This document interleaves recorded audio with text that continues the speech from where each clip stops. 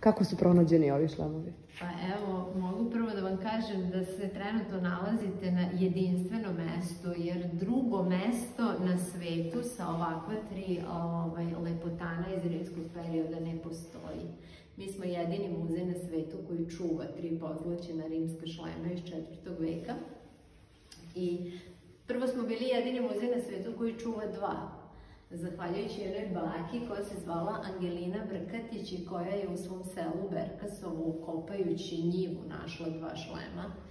Priča je mnogo kompleksnija jer baba kad je udarila motikom u metalni šlem, ona je pomislila da je to bomba koja je zaostala iz Drugog svetskog rata i prestravila se.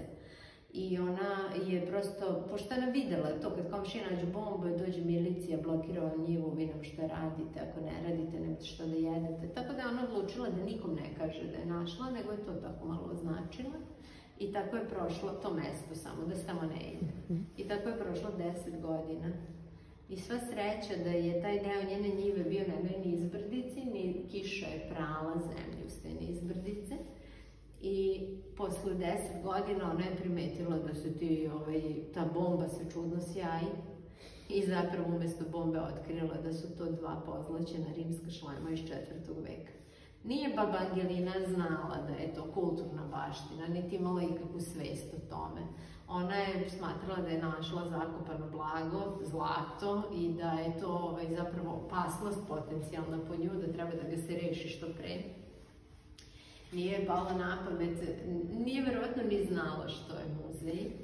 Pokušala je da ih proda, ali zlatar kojem je htela da ih proda je bio dovoljno osvešćen kulturno da je kaže da to zlato kod njega ne vredi toliko koliko ona misli, da tu ima skoro 3 kile šlema, ali ne 3 kile zlata, da je sloj tog zlata vrlo, vrlo tanak i da su to predmeti ne za zlataru nego za muzej. I na taj način predmeti zapravo stižu do nas. Vrlo brzo mi otkrivamo da na svetu ima samo 10 ovakvih šlemova, a da mi posjedujemo najlepši i najvredniji. Najlepši je ovaj ovde zbog imitacije dragog kamenja napravljenog od staklene baste.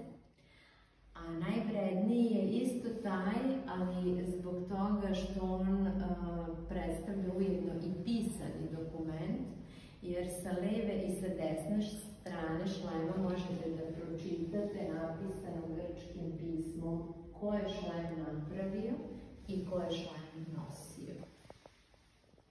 I tako je prošlo puno godina da smo mi bili jedino mesto sa dva šlema na svetu, pa su nam drugi malo zavideli, pa smo se mi zainatili i namerno smo 2006. godine našli i treći šlem. Od tada ovo je jedino mesto na svetu gde možete da ušetate svaki dan i da uživate u pogledu na ova tri neverovatna predmeta. I mislim da vam ne treba bolji razlog da dođete u Novi Sad i u Muzej Vojvodine.